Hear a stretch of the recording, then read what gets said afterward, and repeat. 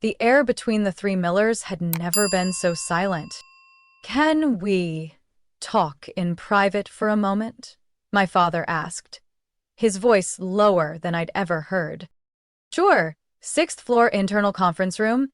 It's quiet and secure," I said, walking without looking back. 10 minutes later, I sat across from my father. My mother, Linda Miller, had also been called in from home. Ethan sat slightly to my right, eyes fixed on the table like he was bracing for a storm he never expected. "Harper," my mother began, then stopped. I waited. No prompting, no rescuing. "We didn't know how far you had gone," she finally said, her eyes starting to redden. "Everything today made me feel ashamed," I cut in, though my tone wasn't sharp. "Or regretful for skipping every single promotion ceremony invitation I ever sent you." My father leaned forward, about to speak, then sank back into his chair. The powerful figure he once was now looked paper-thin in the face of truth. "We were wrong," he said. "Wrong to think you joined the military out of frustration. Wrong to assume you couldn't compete in the real world." He looked at me, really looked at me, for the first time. "And wrong for never asking what drove you to dedicate yourself the way you did." I placed my palm on the table, open. I never needed praise. I just needed to be acknowledged as an adult with the right to choose her own path. Not a copy of Ethan, not a pawn in your legacy game. Ethan let out a soft sigh, then spoke. "You always did the opposite of what I expected. I thought you were just being rebellious." I smiled slightly. "I did what was right for me. The fact that it didn't fit your expectations isn't my fault." A long pause followed. My father nodded, his eyes sinking as if weighed down by years he had missed with me. "Tonight, Shannon wants to take our family to dinner with her and the security advisory team. Will you join us?" he asked. "With Mom and Ethan too?" I tilted my head. "Of course," my mom replied quickly. "And I promise, I won't say a word about Tiffany's new condo." All three of us laughed. For the first time, a laugh that actually felt real. I stood up, my voice soft but firm. "I'll go. But tonight, I'm not the daughter who used to be compared to everyone else. Tonight, I'm Major Harper Miller. And I'm your daughter, if you're ready to accept both." My mom stepped forward, a little awkwardly, as if hugging a soldier was something she'd never imagined doing. But then she pulled me into her arms, trembling slightly. "I'm proud of you. Even if it's late, I mean it." My dad only nodded, but I saw him clench his jaw, holding back words he still couldn't say. "Hey," Ethan called out as I was heading out. "You made me feel defeated today. But in a strange way, it's a relief." "There was never a race between us, Ethan," I said. "But if there was, today's the day I stopped to wait for you to catch up, not as a rival, but as your sister." He nodded. "Tomorrow, if you're free, I want to hear about Estonia and that time you stopped a satellite data breach." "That one?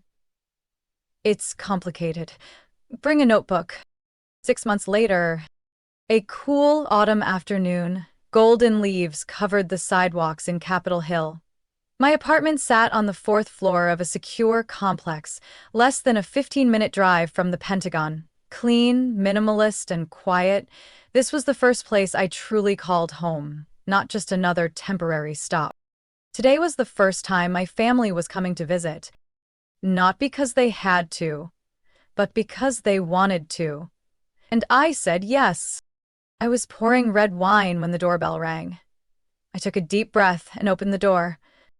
My dad walked in first, holding a long object carefully wrapped in paper. "I brought you something," he said, placing it gently on the table, like it was a treasure. I unwrapped it. Inside was a large newspaper article, framed behind glass. The bold headline read, "Major Harper Miller and the Breakthrough in National Cybersecurity." Below it was a photo of me shaking hands with Pentagon advisors. Centered was General Clarissa Monroe, the one who had entrusted me with securing the Northeast defense systems. My dad scratched his head, slightly embarrassed. "I hung one in my office. But I thought You should have one here too. I looked at him, moved. Thanks, Dad. I'll hang it somewhere I see it every morning. My mom came in next, holding a homemade lemon tart. You like the light, tangy kind. I remember, not those overly sweet ones from the store. I took it, smiling. You remember better than I thought. No comparisons, no mention of Tiffany's new condo, not a word about you should have been a lawyer. Does Mom really trying? Ethan and Sophie arrived last, carrying a bottle of Oregon wine. Ethan looked around the apartment and nodded. Minimalist, but every piece in the right place. Just like your defense interface designs. I laughed. Then I guess this place won't be easy to hack. Sophie chuckled. You're the first person to make Ethan say that with actual admiration. We had dinner with soft jazz playing and warm golden lights overhead. No more old topics about who's more successful. Everyone genuinely cared about what I was doing and listened when I spoke. Just as we cleared the main course, the doorbell rang again. I opened the door, already knowing who was there. Hello, Harper. General Calissa Monroe, in civilian attire but still unmistakably a seasoned commander. You invited me for dinner. I couldn't say no. My mom stood up immediately. General Monroe, I'm Linda, Harper's mom. It's an honor to meet you. My dad followed, offering a respectful handshake. I'm Thomas, and I want to thank you for seeing what I was too blind to notice all these years. Clarissa smiled gently, eyes turning to me. I didn't see it. Harper proved it, with skill and unshakable discipline. I was just the first to believe in her without needing anyone else's permission. The room fell quiet, touched by emotion. During dessert, Clarissa told my parents about the NATO-linked data protection drills in Poland, where I led the defense team, about the virtual response system I designed, now being used as a training model for cybersecurity officers. My mom teared up. I had no idea. I really didn't know my daughter's work was so important. I held her hand. Now you do, and that's enough. After dinner, while everyone gathered together, Ethan sat next to me and poured more wine. My tech team is rolling out the update just the way you recommended. Honestly, your solution saved us from getting grilled during the audit. I raised an eyebrow. Did you credit the contributor yet? He chuckled. Your name's right on the front page. This time, no one's taking the credit. I leaned back in my chair, looking around the room. That was deep in conversation with Clarissa about the military's role in the tech era. Mom was showing Sophie the tea set I brought back from Japan. And Ethan, the one who used to mock me, now saw me as an equal teammate. No one saw me as the one who took the wrong path anymore. No one flinched at the name Harper Miller, like it was a family inconvenience. I had become myself, and for the first time, my family accepted me fully. I didn't need their validation to know I was worthy.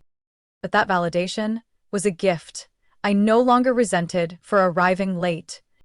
That night, after the family left and I walked General Monroe to her car, I returned to my apartment with empty hands, but a heart full of emotion. I went to my desk where the article Dad had brought still sat, next to a framed quote that read, "Happiness isn't about who sees you. It's about seeing yourself." I sat down, opened my laptop, and logged into the command system. Project Helios had entered Phase 3. The teams were coordinating more smoothly than ever. But tonight, I wasn't checking progress or submitting reports. I just paused to breathe. Because after all these years, for the first time, I felt free from everyone else's expectations. I no longer craved my mother's praise for being successful. They no longer needed my father to call me his pride. And I didn't need Ethan's apology to know I deserved respect. I had lived, chosen my own path, and had the strength to walk it all the way through. And despite all the times I was ignored, laughed at, misjudged, I kept going. I patched up every crack caused by careless words, every silence that left gaps. Not with revenge, but with resilience. I know I'm not alone. Out there, many others are like me. People who've heard You're not good enough. You'll never make it. That's not meant for someone like you. Words wrapped in concern but heavy enough to crush someone's youth. I jotted down a few lines in my notebook, a draft for my upcoming speech at West Point Military Academy. Don't let others rewrite your dream just because they're too afraid to chase their own. 6 months ago, I thought I needed to see pride in my father's eye.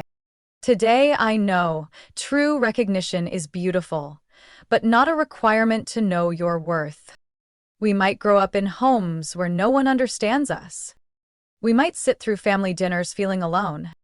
We might achieve everything, yet never hear our names said with pride. But that doesn't make us small. If anything, it makes us grow stronger from within. True worth isn't in degrees, award plaques, or job titles. It's in choosing to believe in yourself when no one else does. And continuing anyway. As I closed the notebook, a message popped up on my phone. It was from Ethan. You free tomorrow? I'd like to invite you to speak to my new engineering team. They need to hear from someone who fights with both brain and heart. I typed back quickly. You think I've got both? His reply came almost instantly. No, I'm sure. I smiled. Not because he finally acknowledged me, but because I'd come far enough not to need it to exist. And yet, when it came at the right time, it still healed parts of me that once bled quietly. I turned off the lights and looked out the glass window at the shimmering lights of DC. My heart felt light, not because I'd won a battle, but because I had lived true to myself in a world that kept trying to mold me into something else. And if you, whoever is reading or listening to this, have ever been misjudged, dismissed, or made to feel invisible by the very people who were supposed to love you, remember this. You don't need to be seen to have value. You just need not to lose yourself while searching for that gaze. I am Harper Miller. Not the lost soldier my mother once said. Not the rebellious kid Ethan once thought. And no longer the odd one out in the Miller family. I am fully, unapologetically me. And that is enough. Harper's story is a powerful reminder that you don't need anyone's permission to become your best self. In real life, many of us are underestimated, even by our own families. But success doesn't come from pleasing others. It comes from standing firm and believing in your worth. When you walk your true path, recognition, if it comes, is a bonus, not a beginning. And sometimes, healing starts with you. Share your thoughts in the comments below. Don't forget to follow the channel for more heartfelt, real-life family stories. My name is Harper Miller. I'm 30 years old. After 5 years away, I returned to the small town where I grew up, a place I used to call home, now just a shadow cast by old memories. In the trunk of my car was a black leather bag, inside it, a neatly pressed uniform, carefully hung alongside a gold oak leaf insignia, the symbol of the major rank I'd been promoted to just over 3 weeks ago. My family never truly believed in my choices. Ever since I signed the ROTC commitment in college, they had looked at me differently, distant, cold, as if it were some kind of rebellion. Smart people don't join the military, Harper. I wanted you to get an MBA and work somewhere like Deloitte or Morgan Stanley, my mom once said, eyes fixed on the necklace she was wearing, the gemstone catching the light and stabbing straight into my pride. I remember staying silent that day, just like I stayed silent for many years after, and now I wasn't coming back to be welcomed. I was coming back because my father, Thomas Miller, was about to host a major event at the defense firm where he had served as vice president for over 25 years. A national contract was about to be announced. They'd even invited representatives from the Pentagon. They had no idea. I was the one being sent. I, Major Harper Miller, was the official liaison between the U.S. Army and Parker Defense Solutions. Sounds familiar? Yes, that's the very company where my father, the same man who once told me, "You could be a CEO if you got serious. Don't waste your time chasing guns and glory," had worked for nearly 3 decades. My picture-perfect older brother Ethan also worked at Parker. Harvard grad, Wharton MBA. Became product director at 29. Just bought a mansion near Lake Tahoe. Married a lawyer. 2 kids. Enrolled in one of Colorado's top private schools. And me? They thought I was just a career soldier with a government paycheck, constantly moving from one base to another. They had no idea I'd been promoted faster than anyone else in my unit. No idea I had led a tactical cyber defense team in multi-regional operations. They didn't know, because they never asked. My car stopped in front of a 2-story wooden house. White paint faded with age. Everything looked the same, from the sagging porch to the lavender bushes along the walkway. A part of me hoped something had changed. But no. This town was frozen in time, and with it, my family's rigid mindset. I opened the front door, carrying in the scent of dust and old memories. "Harper, you finally came home!" My mom's voice echoed from the kitchen. No footsteps to greet me, no hug after all those years. I placed my suitcase down and simply said, "Hi, Mom." I expected nothing. No acknowledgement, no warmth. Only that I had changed. And tomorrow, everything else would too. I walked through the dust-covered hallway where old family photos still hung. Me in a high school graduation gown, Ethan in a tuxedo on the day he received a full scholarship. But as my eyes scanned the frames, one thing hit harder than expected. Not a single photo reflected my military journey. No snapshot from my commissioning ceremony. No frame holding medals or clippings from Stars and Stripes. Just carefully curated gaps, quietly reminding me that in their eyes, my career was practically invisible.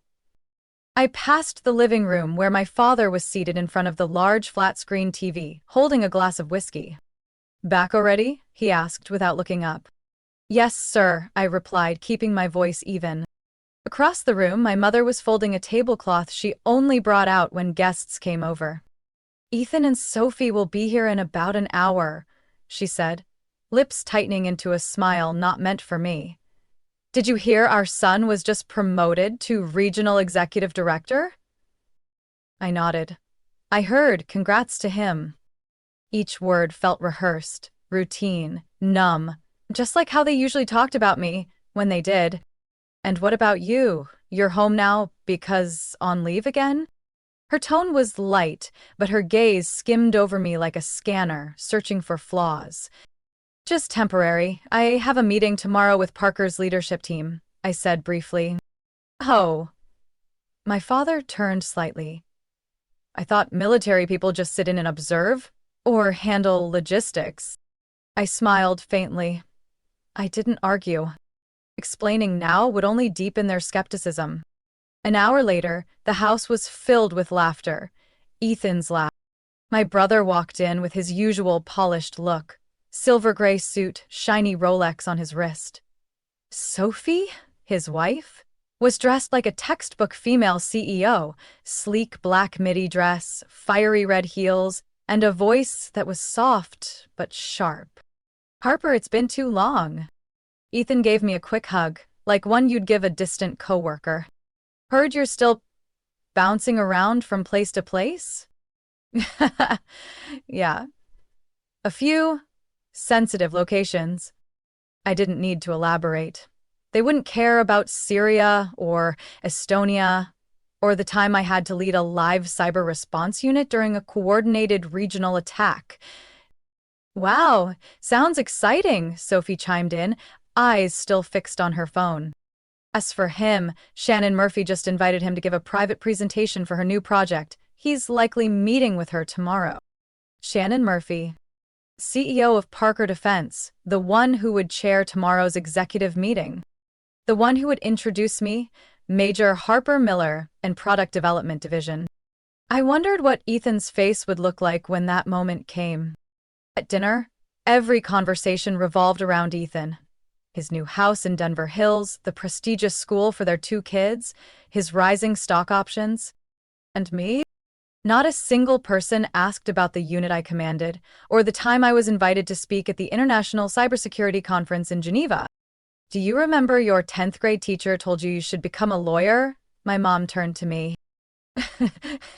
She said you were sharp and analytical. Honestly, I still think it's a shame you didn't go that route. I smiled faintly. They had no idea I had written strategic assessments for the Pentagon that directly influenced the national cybersecurity budget for 3 consecutive years. I excused myself from the table earlier than usual, claiming I was tired. My suitcase still sat in my old bedroom, untouched, like everything in that room had been sealed away with my high school memories.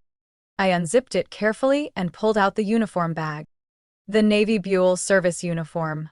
Polished buttons, the major insignia perfectly aligned on the left collar. I hung it in the closet, right beside the old wool cardigan I used to wear in 12th grade. Tomorrow would be the day they found out.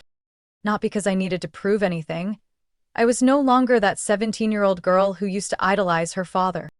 I had become who I was. And tomorrow, they wouldn't be able to look away anymore. The next morning, I woke up at 4:30 a.m. It was a habit ingrained by nearly a decade of military service, and today my body was alert, as if I were preparing for a high-level operation. I pressed the uniform one last time, pinned every insignia, aligned each ribbon, inspected every seam. Not to impress anyone, but to remind myself that I had earned every detail on this uniform. At 8:15 a.m., I pulled up in front of Parker Defense Solutions' North Denver headquarters. The glass-paneled building reflected the early sunlight like a fortress of innovation in the heart of the tech district. 8 years ago, I had driven past it as a young second lieutenant and thought, one day, I'll walk into that building, not as a job applicant, but as a decision-maker. Today was that day. The guard at the front gate straightened the moment he saw me step out, my major uniform gleaming in the morning light. "Good morning, Major." He stood at attention. "I'm Harper Miller, military liaison from the Department of Defense. I'm scheduled to meet with CEO Murphy." "Yes, ma'am, please proceed. Elevator on the right, 18th floor, executive boardroom." It didn't need an escort. I had memorized the building layout a week ago. Not because I feared getting lost, but because thorough preparation was the bare minimum when you're about to sit at a table where national security and technology intersect. When the elevator doors opened, the first person I saw was Ethan. He was near the presentation screens holding an iPad, rehearsing with his team. The moment he turned and saw me, time seemed to pause. His eyes scanned my uniform, stopping at the major insignia on my shoulder. And I saw it, that expression I had longed to see as a child. Surprise, confusion, and an undeniable recognition of truth. "Harper, what is this? Why are you—" I remained composed, as if he were just another department head I'd briefed a dozen times before. "Good morning, Ethan. I'm here to prepare for the meeting with the executive team." Before he could respond, my father's voice cut through from behind. "Harper? What are you doing here dressed like that?" He glanced around, clearly worried others might overhear the Miller name associated with anything government. I turned around and stood tall. "Good morning, sir. I'm Major Harper Miller, liaison officer from the Department of Defense, authorized to oversee the collaboration contract between the military and Parker Defense Solutions." My father was speechless. Ethan still hadn't closed his mouth. And at that moment, the boardroom doors swung open. Shannon Murphy stepped out. The most powerful woman in the building, steel gray hair, eyes sharp as scalpels, and a presence that could hush a room with a single sentence. "Major Miller," she smiled, a rare expression from her. "I didn't know you'd be joining us in person today. What a pleasant surprise. Come in, we're waiting for you to start the evaluation." I nodded and walked past my father and brother without looking back. Inside, over 20 people were already seated, mostly senior engineers, project directors, and the financial leadership team. I approached the head table. A small nameplate was already in place. Major Harper Miller, DoD Liaison, Project Helios. Miss Murphy turned to the group. "Before we begin, I'd like to introduce Major Miller, our highest-ranking military representative on the $980 million 0 cents cybersecurity defense contract currently in development." She holds final approval authority on all technical specifications and budget allocations. I began my presentation. My voice was clear, firm, and steady. Each sentence landed like a gavel, direct, precise, and met with complete silence. I saw Ethan sitting toward the back, sweat spreading across his shirt. I saw my father lean back in his chair, his eyes no longer filled with their usual judgment. For the first time, they saw me. Not as the rebellious daughter who defied expectations, but as the woman commanding a federal project worth hundreds of millions of dollars. When I concluded the preliminary assessment, Shannon nodded with satisfaction. I believe today is an important day, not just for the project, but for a few people in this room to finally understand where true value comes from. I looked directly at my father and said slowly, "We'll continue with the key personnel review this afternoon. I expect all departments to be prepared." Today, I was no longer Harper, the forgotten daughter. I was Major Harper Miller, a person with the authority to sign off, or shut down, the very contract that shaped the company my father had served for decades. 9 a.m. The executive boardroom on the 18th floor, with glass walls overlooking the misty Rocky Mountains, was packed. Under the pure white LED lights, my service uniform practically glowed, with every ribbon and insignia arranged in sharp, undeniable order, milestones from nearly 10 years of service. CEO Shannon Murphy stepped beside me, her heels tapping lightly against the polished wood floor. "Welcome, Major Miller," she said, shaking my hand with unmistakable respect. "Thank you for being here in person. Your presence today is an honor for our entire team." I returned a controlled smile. Not cold, but not overly warm. This wasn't the place for softness. I believe close coordination between the military and Parker is essential to Project Helios's success. Her eyes lit up. She understood the weight of every word I said. Turning to the team, she continued, "I officially announce Major Harper Miller is the senior military liaison from the United States Department of Defense with full oversight and final approval on all aspects of Parker's $980 million 0-cent strategic defense contract." The room fell silent. At the far end of the table, my father, Thomas Miller, sat frozen, his usual composed expression shattered. And Ethan, always the confident one, now gripped his pen like it was the only thing keeping him upright. "Let's begin," Shannon said, motioning for me to take the seat of honor beside her. I opened my laptop and projected a full system map of the Parker Integration Framework, a complex matrix of code strings, firewall architecture, and algorithms designed to counter high-level cyber attacks. "First," I said, "I want to emphasize that every cybersecurity module developed here will undergo independent testing by military specialists. Any flaws, if found, will lead to immediate suspension." All eyes turned to me. Some began flipping through documents. Others started to sweat. "And now," I continued, "I'd like to hear an update from the user interface integration team. The current lead is Mr. Ethan Miller?" I looked my brother straight in the eye. The silence stretched for several seconds before he stood up, his face turning red under the lights. "Yes. I've implemented a real-time data response interface with an optimization algorithm designed by my team." His voice trembled slightly. He avoided eye contact with me. I listened patiently, then asked calmly, "Regarding the simulated environment response, what's the current maximum response time in milliseconds?" Ethan blinked. We haven't measured it exactly, but it's estimated around 800 to 1,000 milliseconds." I tilted my head. With this model, any delay exceeding 500 milliseconds results in failure against targeted cyber attacks. What's your basis for assuming 1,000 milliseconds is acceptable? One of the engineers beside Ethan looked away. Ethan swallowed hard, then replied, "Recalibrate. Thank you for the feedback. Major." I nodded. "I expect the revised report by the end of the week." At the end of the table, I saw my father staring at his folder. His fingers trembled slightly, something I had never seen from a man always so composed in national financial briefings. The rest of the meeting was intense. Every time a technical issue arose, eyes turned to me. I answered without hesitation, each word grounded in field experience, not just lab theory. When the meeting ended, Miss Shannon announced, "Starting today, Major Miller will directly oversee Phase 2 of the project. I expect all teams to report proactively and cooperate fully." I stood up. "I'll remain at Parker for 2 days. Team leads should be ready for the performance review tomorrow morning. I'll begin with the Systems Integration Department." Ethan said nothing, but I could see he understood what that meant. The meeting ended at 11:45 a.m.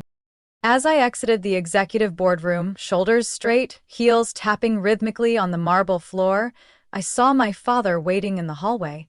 Ethan was there too, leaning against the wall, arms crossed, his expression unreadable.